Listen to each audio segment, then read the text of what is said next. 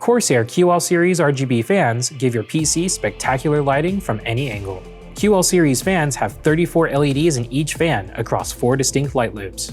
Before you can start setting up your QL fans, you'll need to install the included Lighting Node core.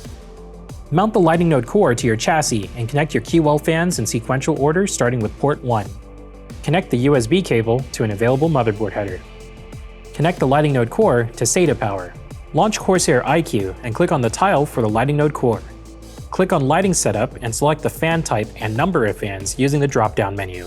QL RGB fan multi-packs include a Lighting Node core, but if you already have a Lighting Node Pro or a Commander Pro, you can use those as well. Now we can start customizing the lighting of our QL fans. Click the plus button to add a lighting layer and select a lighting effect using the drop-down menu. The preview window shows both the front and rear of each QL RGB fan on that channel. This allows for even more customization possibilities with multiple lighting effects playing on different sides of a single fan. QL RGB fans add another dimension of lighting to your system. For more information about QL fans or our other RGB case fans, go check them out at Corsair.com. Thanks for watching.